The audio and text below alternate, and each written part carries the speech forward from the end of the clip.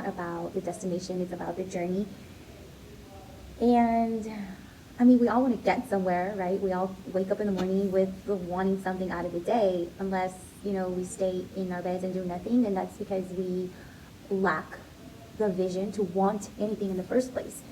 Either we're already comfortable where we are, or we don't feel like there is anything else to strive for. When there always is something to strive for, you just really have to look inwards. And honestly, looking inwards, it's kind of scary. It's not a place where a lot of people have an idea where even to start. What does it even mean to look inwards? It's not like I'm this yogi super duper maniac. It's a good thing to be a maniac, but that's not where this is coming from. This is just coming from my experience of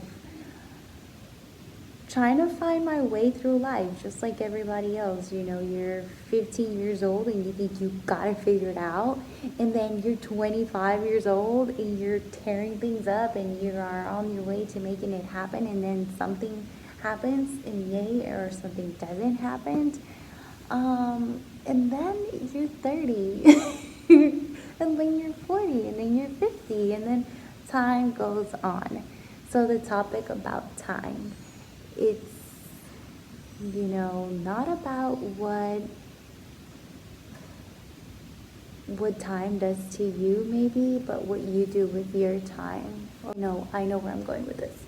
So the whole working out, when it comes to working out, and if you're still stuck of knowing, if you're still stuck in a situation where you're thinking, should I go party or should I work out?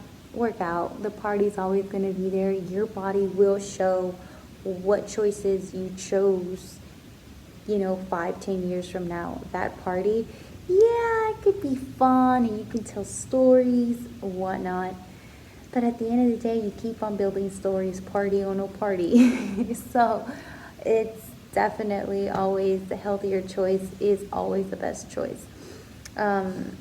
And it's not to say that living a healthy life is boring, because, okay, you're not drinking, okay, you're not smoking, okay, you're not doing this, oh my gosh, ugh.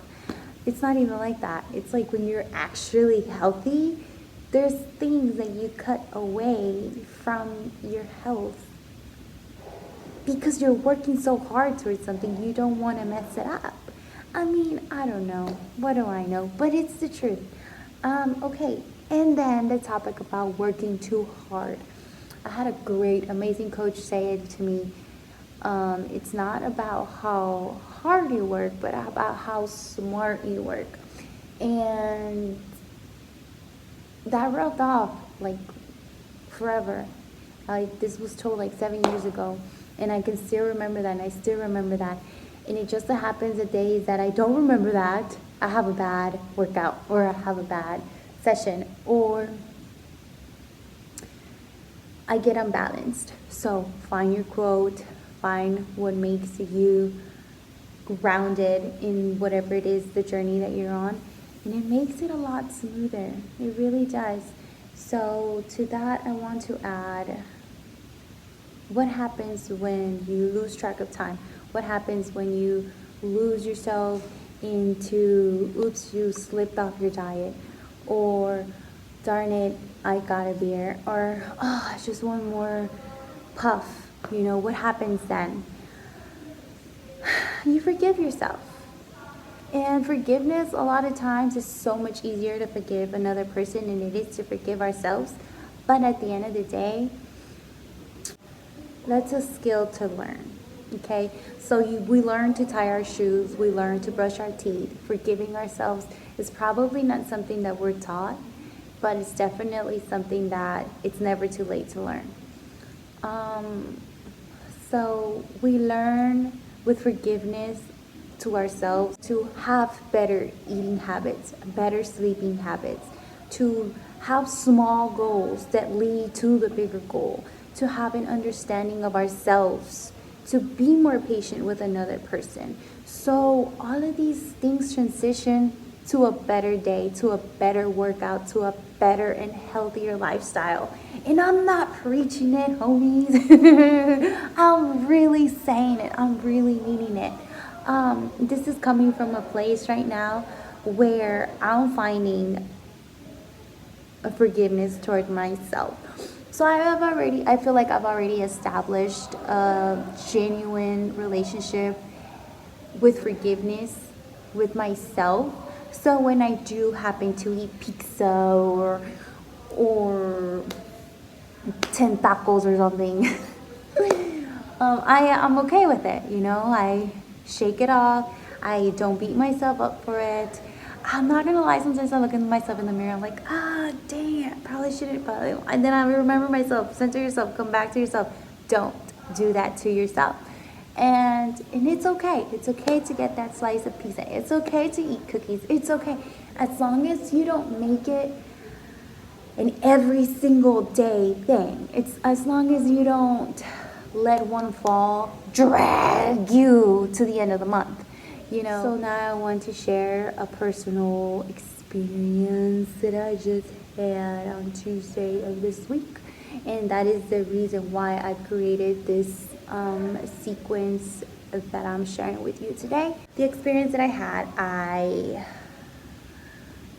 was draining the workout. I did not want to do the workout, but it's at some point you just get moving, right? You're like, okay, I'm just gonna do the barbell, and that's okay. You just add a little bit of weight, and you're like, fuck it, I'll just do it as prescribed or whatnot.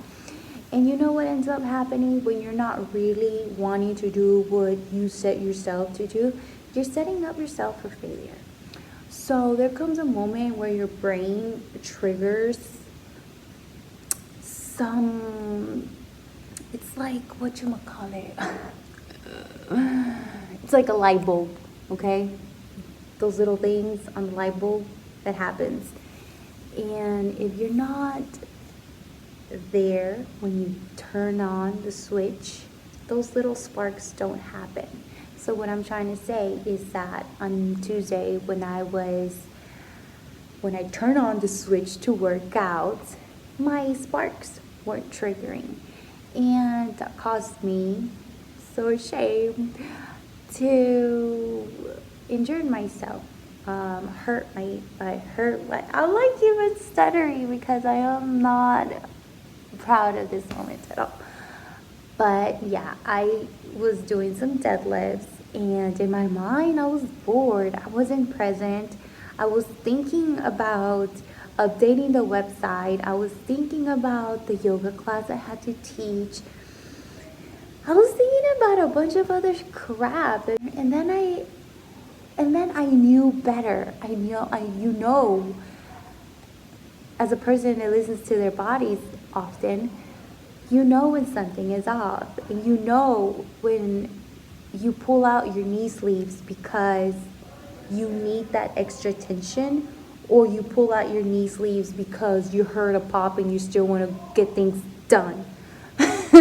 So what I did, I didn't even hear my back pop. Honestly, I think I caught it before the full blown pop. So before it really did pop, I did a couple of deadlifts. I went on the bike, went on deadlifts again. I was like, oh, shoot, I feel off. Let me put my belt on. But these are light deadlifts. So I knew I was wrong the moment I grabbed my belt. But I put them on, and as soon as I let the bar go, I wasn't able to move.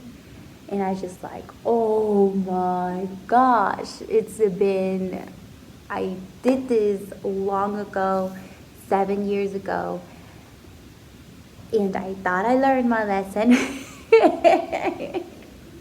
And I was like a form overweight.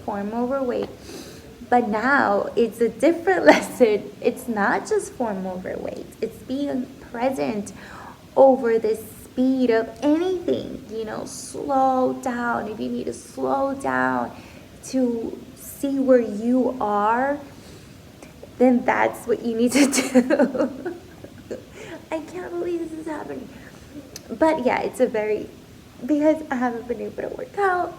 And it's different because for me, that's something that gets me up in the morning, it gets me going, it gets me happy.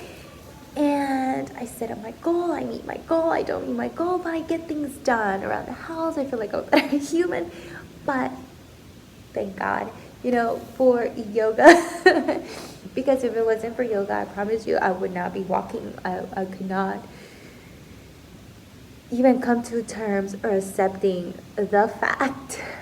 And when things like these happen, they don't just happen because wrong place, wrong time, none of that shenanigans. It's really to bring yourself back to the moment, back to what really matters.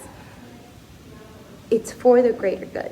My grandpa used to always say, everything that happens for the best. If I walk out and a car runs over me, I want you to know it happened for the best, because maybe I was going to go do something, or maybe something. So it's funny because I didn't cry whenever, the whole situation of deadlift was happening. But right now, it's like, I just want anybody out there, like, not to be so caught up in working out and living such a healthy life that you forget to live in the moment, or to be present, or to beat yourself up. It's not about beating ourselves up. The whole thing is about forgiveness. So now I'm going to go through into the back remedies, the back sequence. I promise you, if you're back, whether you sit a lot at your job or you are doing heavy lifting or a lot of running, this would definitely will release a lot of tension from your lower back. You will feel some opening of your chest. So if you have the time, hold each pose from 5 to 8 minutes and put some soothing music on.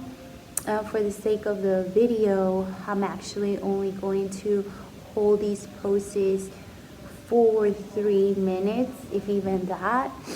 It's just to show you guys the sequence that I made. Slowly and gently get a hold of a bolster and a block. You will use the block to give yourself a little space between you and the bolster. And you will place that block behind your head while you slowly and gently bring yourself down to the bolster. You can either bring the soles of your feet together or leave them straight.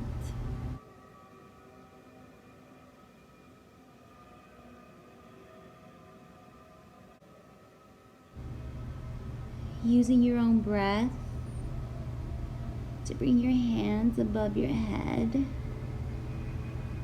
and taking the block away from you, bringing yourself up to seated. A couple of neck stretches. And then set your bolsters stacked on top of each other.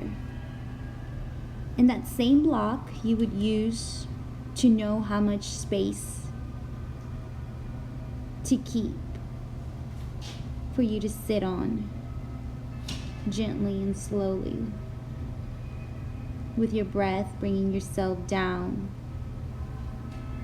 slowly and gently, to the block.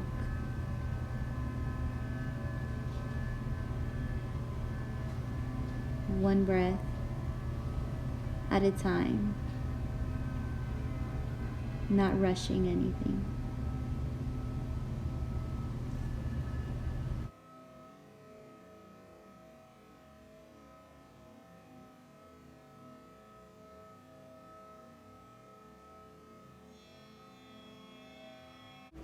Slowly press your hands against the soles of your feet to bring yourself up to seated. Using your breath, couple of cat cows.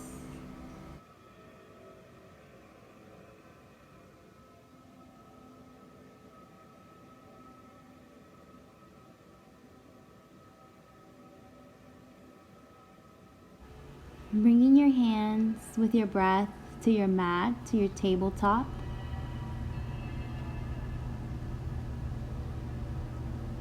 Some more cat cows as your back allows.